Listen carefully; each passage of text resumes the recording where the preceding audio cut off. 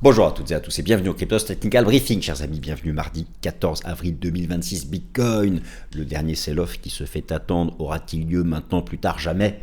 Ce sell-off que les investisseurs long terme attendent pour se repositionner à bon prix, qui avait 1000 raisons d'avoir lieu depuis le 28 février dernier, alors que la situation géopolitique reste compliquée. Bon, il faut savoir choisir ses adjectifs.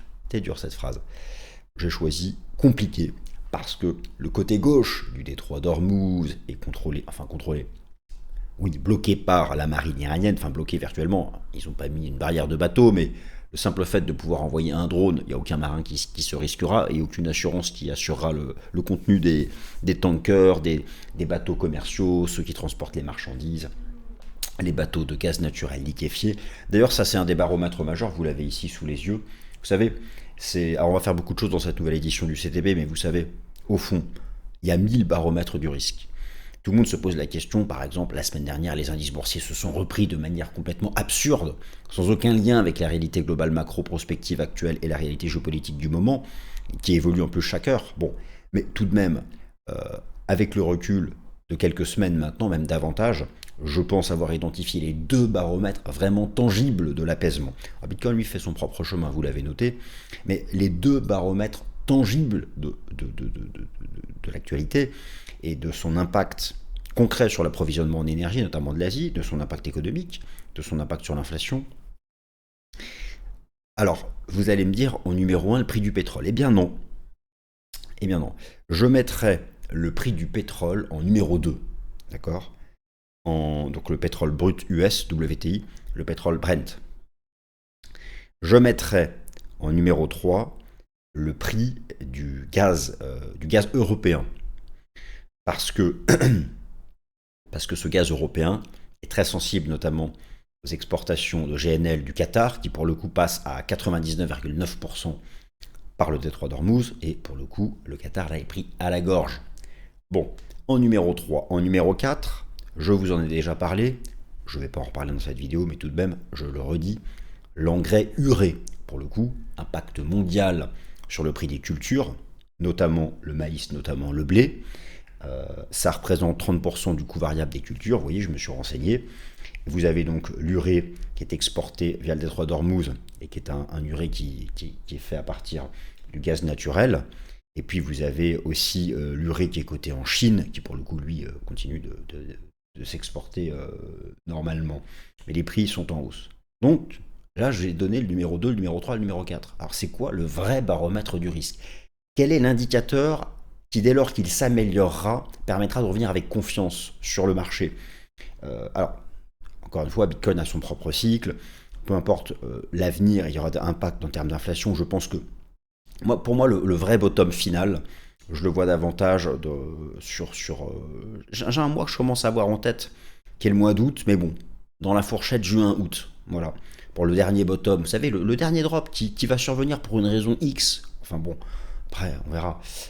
Mais bon, le vrai baromètre tangible, c'est le nombre de bateaux, tankers de pétrole, tankers de gaz naturel, les bateaux conteneurs standards qui transportent des marchandises, les super tankers, les super conteneurs, le nombre de tous ces navires qui passent par jour, qui franchissent le détroit.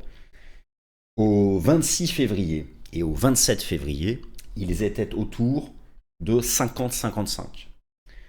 Dès le dimanche 28 février, nous sommes tombés à 22.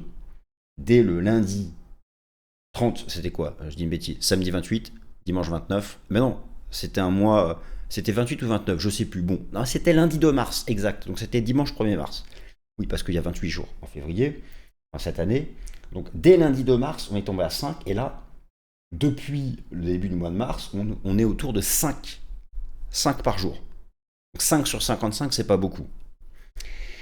Avec le blocus, donc la marine iranienne contrôle le côté gauche, côté ouest, et le côté est du détroit. Il y avait encore des tankers de pétrole qui passaient à destination de la Chine. Pourquoi? Parce qu'ils venaient des ports iraniens. Et forcément, si ça part des ports iraniens, c'est que ça transporte du pétrole iranien. Et forcément, les gardiens de la révolution ne vont pas s'amuser à envoyer des missiles et des drones sur leurs propres navires. ces bateaux sont désormais interceptés par la marine américaine, donc le côté est. Donc c'est tombé à zéro, et puis rien qui passe.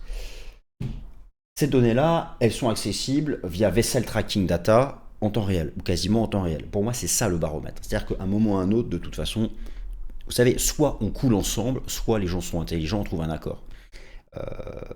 Même la Chine, même surtout la Chine et l'Inde, même si ce sont des ennemis stratégiques des États-Unis, à un moment ou à un autre, pour eux, c'est vital que le pétrole continue de circuler à travers le détroit d'Ormuz. Donc à un moment ou à un autre, personne n'a envie qu'on coule tous ensemble. Il y aura un accord. Il y aura quelque chose qui va finir par arriver. Et ensuite, les choses se normaliseront avec le temps. Moi, dès lors que je vais commencer à observer une vraie réaugmentation de cet histogramme des navires de transport, et en particulier oil tanker, via les données de Vessel Tracking Data, avant même, si vous voulez, la baisse du prix du pétrole, ce sera quand même 2 bons indicateurs de bottomisation.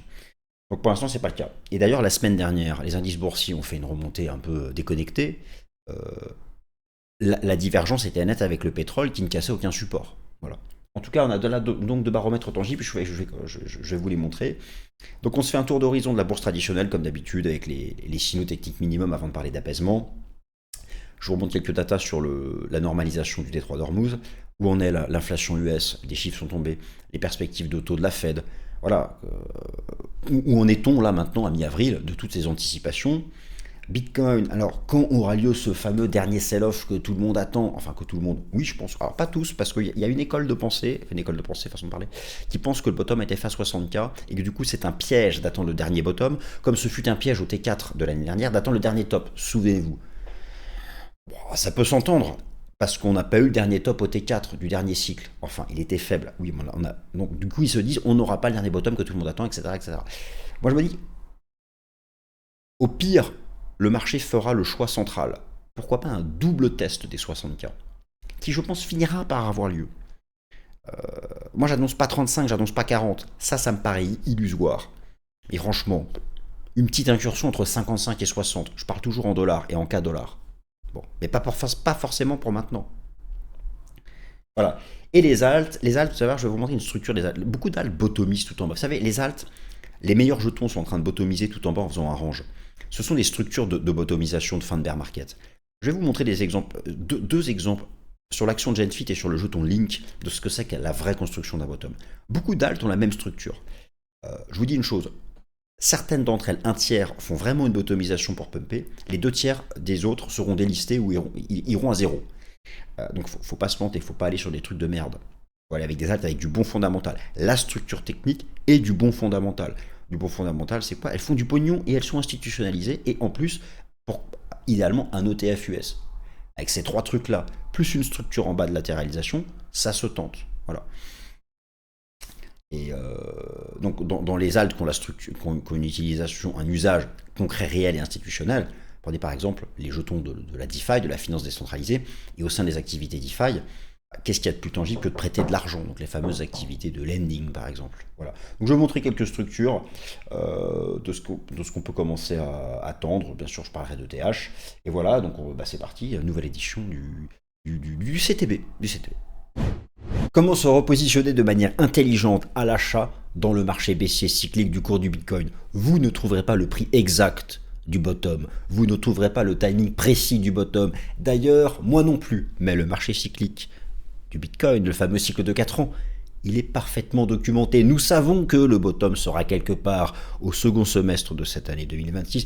Nous savons, en appliquant les retracements et les extensions historiques, que le point bas en dollars se fera quelque part entre 40 000 et 55 000 dollars. Alors, vous avez choisi de vous repositionner cette année, disons avec 10 000 euros.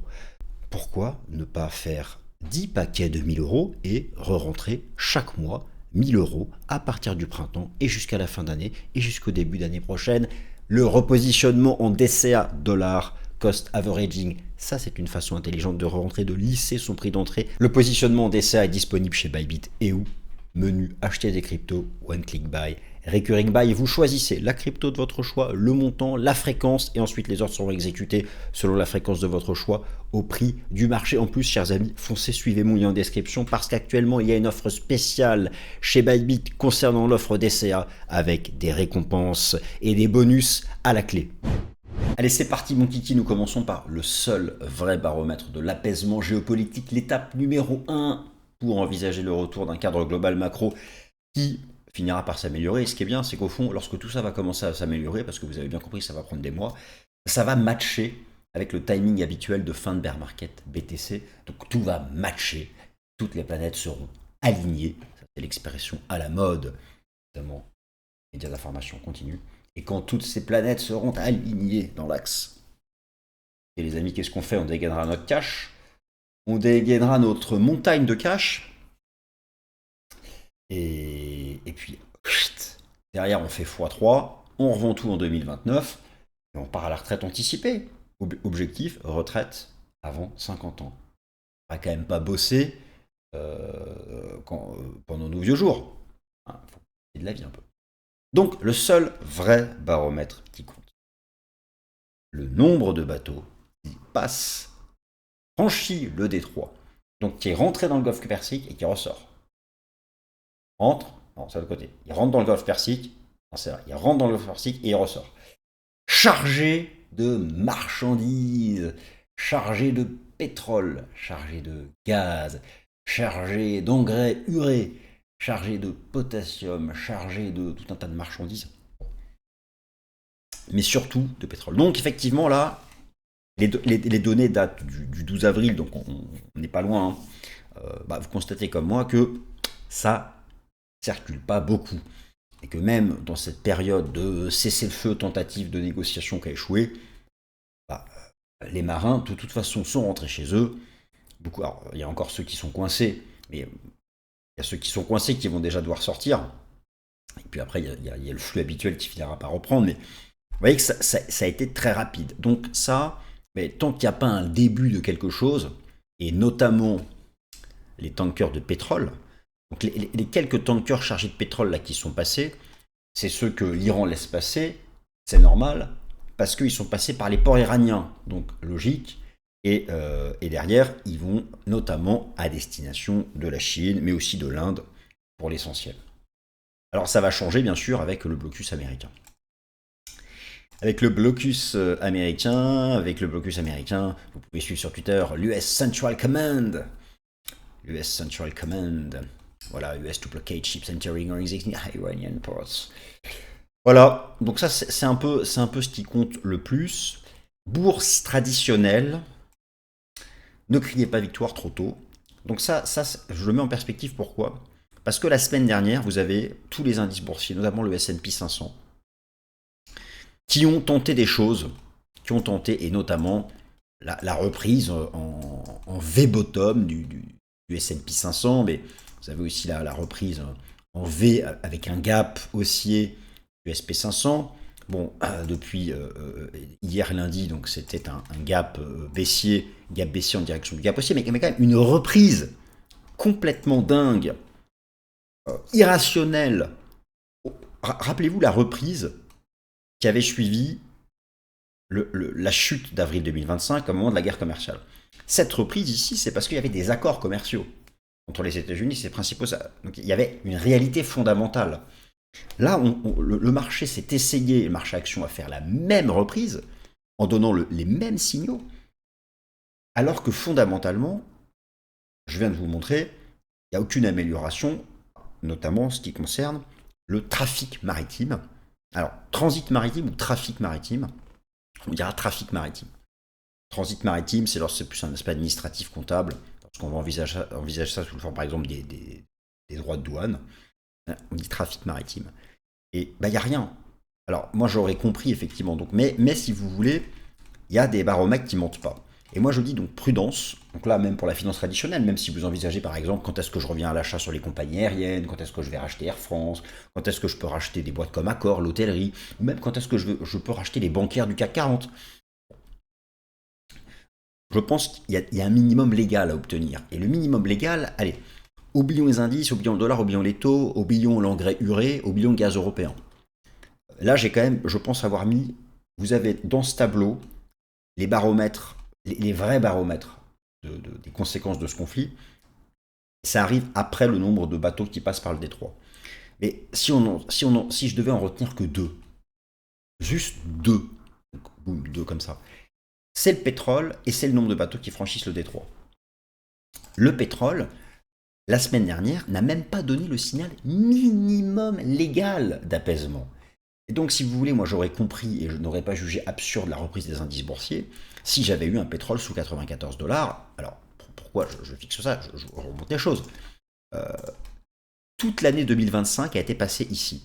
Donc déjà, tout ce qui est au-dessus de 80 dollars est inflationniste. Donc, entre 80 et 94, c'est déjà une zone rouge. Au-dessus de 94, c'est pareil sur le Brent. C'est pareil sur le Brent. C'est pareil, ce sont les mêmes niveaux. C'est en dollars. Là, c'est le choc inflationniste. Si on va au-dessus de cette zone et qu'on va chercher les niveaux de 2008, là, je ne vous en parle pas. Donc déjà, ça, d'ailleurs, l'inflation US nominale est remontée à 3,3 hein, sur mars. Regardez déjà l'impact de 4 à 3,3. Alors la bonne nouvelle, c'est que l'inflation sous-jacente ne bouge pas. Et c'est celle que regarde la Fed. Parce qu'il y a beaucoup d'autres pressions des inflationnistes. Parce que la demande est notamment sur les services. Bon, je ne rentre pas dans les détails. Mais ce que je veux vous dire, c'est que ne criez pas victoire. Ne criez, enfin, vous n'allez peut-être pas crier victoire d'ailleurs, mais si vous êtes tenté de crier victoire, ça y est, c'est le bottom, c'est bon, je repaye. Attendez au moins d'avoir une réintégration des 94 dollars sur le pétrole US. Alors, si vous n'êtes pas patient, une clôture journalière serait suffisante, mais la semaine dernière, il n'y a même pas eu de clôture journalière sous 94. Après, il y a un avalement baissier weekly, donc on verra bien comment ça se passe à la fin de la semaine. Si d'ici la fin de la semaine, on a des bonnes nouvelles et qu'on clôture sous 94, ça veut dire qu'on va retomber à 80. Et là, oui, là d'accord.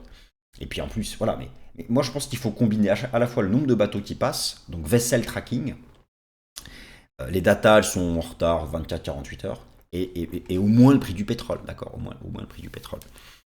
Voilà. Alors la normalisation d'Ormuz, après voilà, bon, imaginons on se projette, donc on se projette, nous projetons, pardon, et donc c'est-à-dire nous projetons, c'est-à-dire qu'il y a un accord entre les États-Unis et l'Iran, et cet accord conduit à la réouverture du détroit d'Ormuz, à la fin des drones et des missiles sur tous les pays du Golfe, et donc derrière, ces pays du Golfe remettent en route la machine industrielle. Donc vous voyez déjà là, je m'avance dans le temps, parce que nous ne sommes pas à cette étape-là. Quand nous aurons cette étape-là, il y a des délais. Les délais dépendent des pays, mais grosso modo, vous avez en moyenne 2 à 3 mois pour remettre en route la machine industrielle. Donc ça, il faudra en tenir compte. La machine industrielle va se remettre en route en même temps que le transport maritime. Vous avez aussi, selon l'Organisation mondiale du maritime basée à Londres, 1 à 3 mois pour une normalisation du transport maritime à travers le détroit d'Ormuz. Alors, ce sont des délais de normalisation dès lors qu'il y a un accord officiel d'ouverture du détroit, qu'il n'y a plus un seul drone qui est balancé, parce qu'il suffit d'un drone, d'un missile ou d'une mine, un drone, pour que derrière, les marins disent « moi, je ne vais pas en mer ». Voilà. Et que les assureurs disent « je ne t'assure pas ». Et aucun bateau chargé de pétrole, de gaz ou de marchandises ne circule sans être assuré. Or, les assurances dites de guerre sont suspendues depuis le 28 février. Qui vous dit, imaginez qu'il y a un accord entre les États-Unis et l'Iran. Qui vous dit que ce sera automatique que derrière les assureurs jouent le jeu? Peut-être que les assureurs vont dire non, attendez, ok, vous êtes mignons, mais nous on veut d'autres garanties. Donc voilà, on ne sait pas ça, on ne sait pas. Bon, après les choses se passeront peut-être bien, mais moi je connaissez, hein, je suis plutôt de nature optimiste. Hein, moi je suis toujours à la recherche du bottom et du prochain bull run. Et je suis aussi réaliste, je vois à peu près les délais. Après, les marchés seront toujours dans l'anticipation. Comme le marché est en avance sur l'économie, bien sûr qu'il ne faudra pas attendre que tout soit normalisé pour acheter. Le marché est en avance de quelques mois sur l'économie réelle. Donc si l'économie réelle a besoin de quelques mois pour se normaliser, le marché va anticiper. Et quand tout sera normalisé, il sera déjà tout en haut. Donc voilà. Mais c'est pourquoi j'essaye de trouver ce qui sera vraiment le plus important. Et donc je vous dis que un pétrole qui réintègre 94 à 90 et un début de rebond de l'histogramme que je vous ai montré du nombre de bateaux qui passent par le détroit, je pense que là, quand même, ce sera un bon timing pour y aller.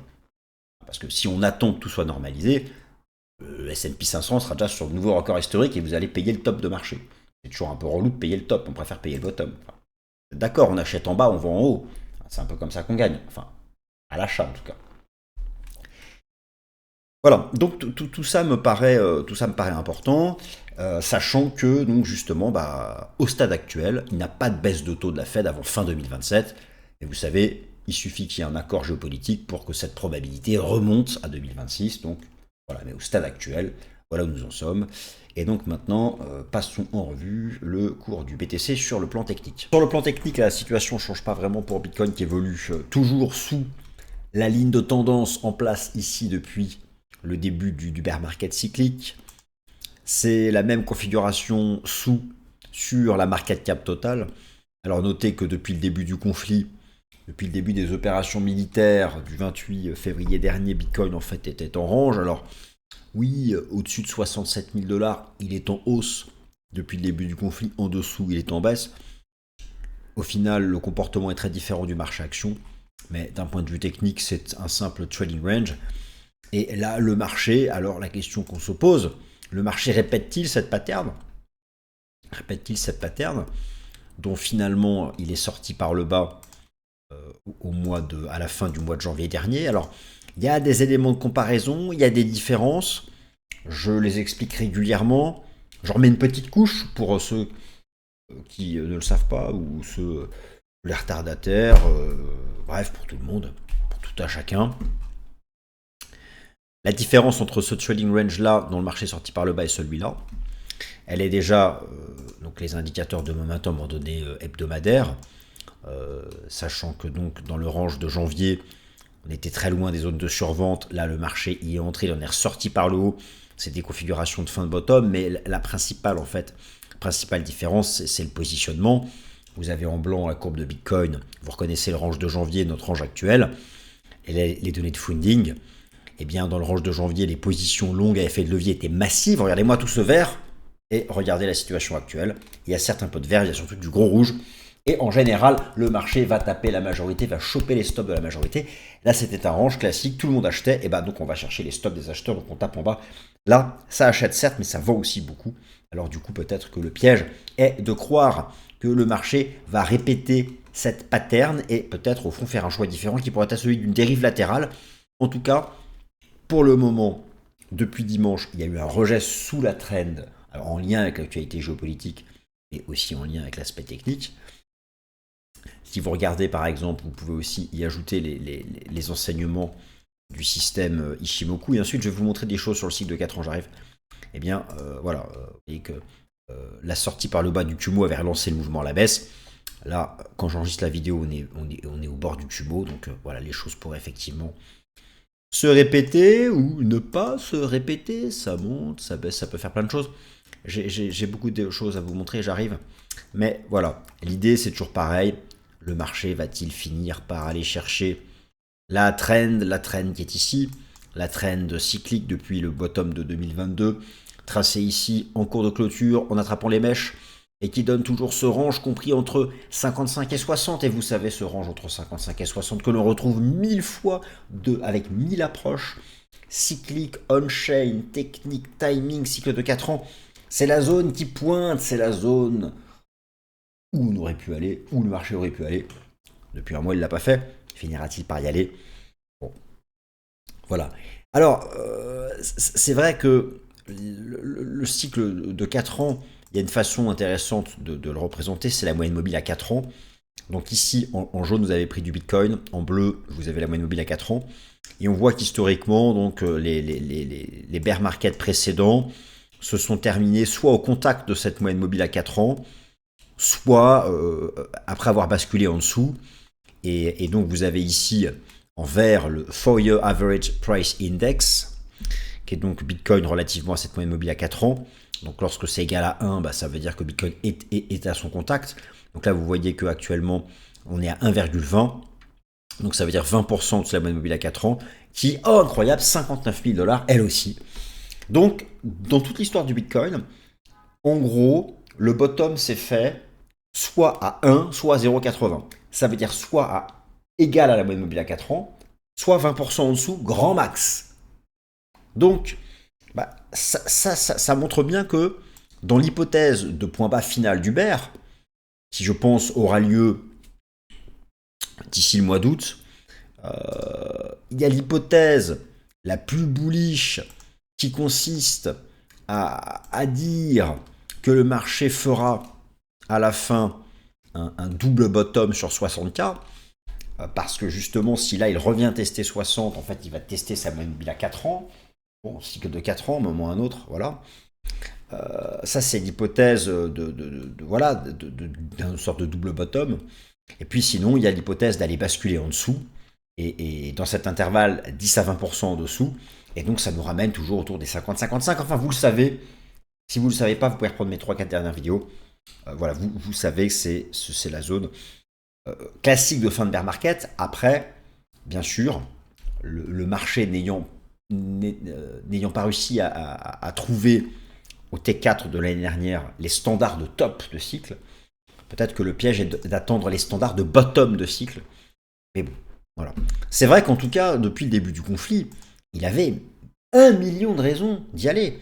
Alors c'est vrai que lorsque vous regardez, et là je termine avec ça, après je parle des alts, le RSI du ratio Bitcoin-Gold, putain, enfin pardon, c'est bottom de bear, quoi.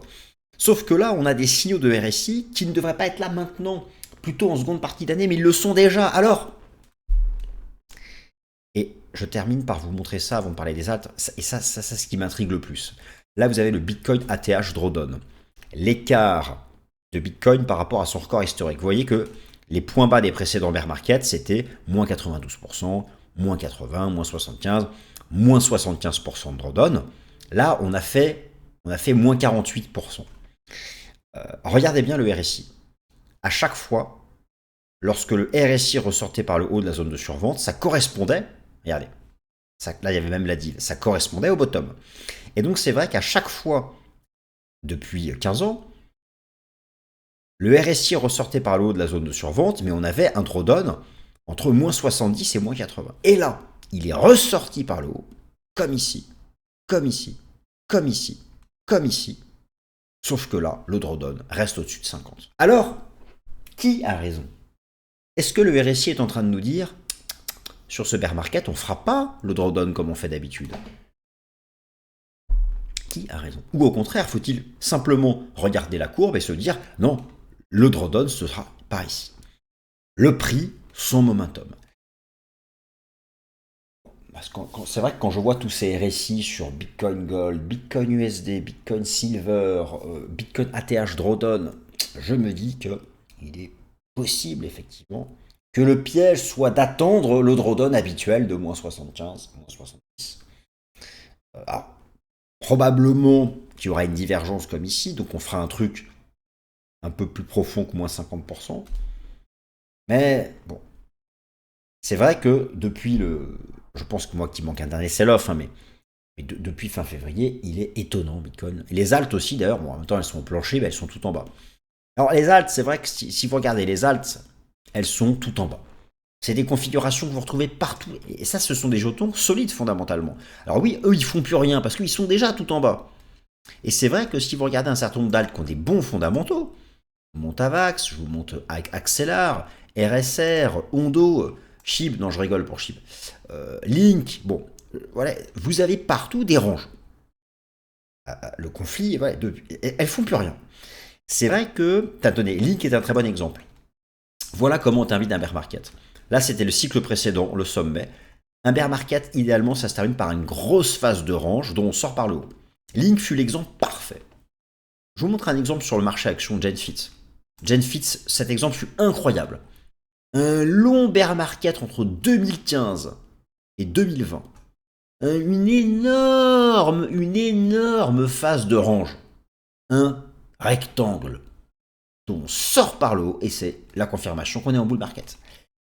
Ça, cette façon de se retourner à la hausse, c'est magnifique. Moi, c'est ça que je cherche sur les alts. Et ce que je constate, c'est que beaucoup d'alts commencent à proposer ce type de range tout en bas. Certaines d'entre elles iront à 0 et seront délistées. Certaines d'entre elles iront à zéro et seront délistés. Parce que pas de fondamental, parfois long, mais pas d'utilisation institutionnelle. On peut avoir un bon fondamental, mais si personne ne vous utilise, vous allez zéro. Donc ce qu'il faut, c'est trouver des configurations techniques d'alt, comme je viens de vous montrer, des gros ranges tout en bas, avec un vrai fondamental, donc une vraie utilisation, une blockchain qui sert à quelque chose, ou en tout cas, si c'est pas une blockchain, eh bien un service numérique qui sert à quelque chose. Vous avez par exemple les jetons de la finance décentralisée, hein, les activités de prêt sur la blockchain, par exemple, AAV, COMP, et d'autres, Morpho. Et puis, il faut associer à ça un fondamental qui sert. Pas trop de concurrence, parce que beaucoup de jetons ont des bons fondamentaux, mais ils sont tous concurrents l'un de l'autre. Donc ils ne captent pas assez de valeur. Donc il faut pas trop de concurrence, ou être un leader de catégorie avec un bon fondamental, une phase latérale technique en bas, et encore mieux, un projet d'ETF. Bon ça, d'ETF US, ça, elles l'ont pas toutes. Axel, là par exemple. Voilà. C'est vrai que les alts peuvent sembler étonnantes, mais en même temps, elles étaient déjà tout en bas. Donc si un jour Bitcoin doit nous faire son fameux dernier sell-off que tout le monde attend, vers 50-55, ça va être difficile de les voir exploser à la hausse, sauf si entre-temps elles ont explosé à la hausse et qu'elles ne font que retracer. Tiens, je termine par ce graphique qui m'intrigue le plus. Le RSI appliqué au Bitcoin ATH Drawdown.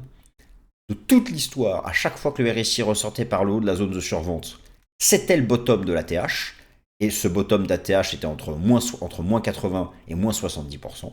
Et là, on a le signal du RSI, mais l'ATH Drawdown reste au-dessus des 50. Alors, est-ce que finalement il y restera parce que l'ancien cycle n'est peut-être pas un cycle d'euphorie haussière, notamment au T4? Tout ça pourrait aussi tenir la route. Merci à toutes et à tous de votre attention.